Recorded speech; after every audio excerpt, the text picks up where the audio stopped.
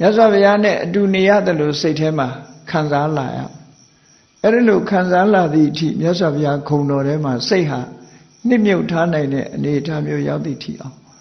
စိတ်ဟာကြည်နူးဝမ်းသာမှုတွေဖြစ်နေရဘုရားကိုအာရုံပြုလိုက်တာနဲ့မိမိမှာဘုရားဟာမိမိရဲ့အထက်မှာမိမိလေးစားအပ်တဲ့နေရာမှာအမြဲတမ်းရှိပြီးမိမိကိုယ်တိုင်ဟာဘုရားနာမှာထိုင်နေရပြီတကယ်တော့ခံစားမှုတွေရရှိလာအောင်ဒီလိုပွားများအထောက်ရမယ်အဲ့ဒီလိုပွားများအထောက်ခြင်းရဲ့အကျိုးကျေးဇူးတွေကိုမြတ်စွာဘုရားကဘုရားနတ္တိဆိုတဲ့ဘာဝနာကမ္မဋ္ဌာန်းပွားများအထောက်လိုက်မယ်ဆိုလို့ရှိရင်တဲ့အသိဉာဏ်တွေထူးခြားတဲ့အသိဉာဏ်တွေရလာနိုင်တယ်စိတ်နှလုံးအေးချမ်းမှုတွေရလာနိုင်နောက်ဆုံးနိဗ္ဗာန်တိုင်အောင်မျက်မှောက်ပြုလာနိုင်တယ်လို့ဒီလိုဆိုတာပေါ့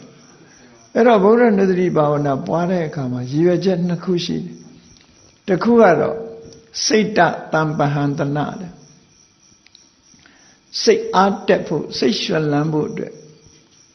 ဒီဘုရားနတ္တိဘာဝနာပွားတယ်စိတ်တွေညစ်ညူးနေတယ်မကောင်းတဲ့အတွေးတွေနော်စိတ်ညစ်စရာတွေနဲ့ကြုံနေတယ်စိတ်အားတွေကျနေတယ် depression တွေဖြစ်နေတယ်စိတ်ဓာတ်တွေကျနေတယ်ဆိုလို့ရှိရင်မြတ်စွာဘုရားကိုအာယုံပြုပြီးတော့နေလိုက်အာယုံပြုပြီးတော့နေလိုက်တဲ့အခါစိတ်အားတွေပြန်တက်လာအဲ့ဒါလိုပြန်တက်လာအောင်ဘုရားနတ္တိဘာဝနာကစွမ်းဆောင်ပြီးတော့ပေးနိုင်တယ်လို့ဒီလိုဆိုတာပေါ့ဒါကြောင့်မို့ဘုရားနတ္တိဘာဝနာပွားပြီဆိုရင်ပရိပါတိဖြစ်စေမပါတိဖြစ်စေမပါရင်တော့ပို့အစဉ်ပြေတယ်ပါတာကသူကအရေးအတွက်တွေကိုကောင့်တင်းလုပ်နေတာပဲဖြစ်တယ်ပေါ့အဲ့ဒါကြောင့်မို့စိတ်ကတမာရိရဖို့အတွက်စိတ်ကတခြားဘက်ကိုအာရုံရောက်သွားတတ်တယ်ပေါ့ဒါကြောင့်မို့လို့ဘုရားနတ္တိဘာဝနာပွားပြီဆိုရင်မြတ်စွာဘုရားကိုစိတ်ကထားပြီးဂုဏ်တော်တွေကို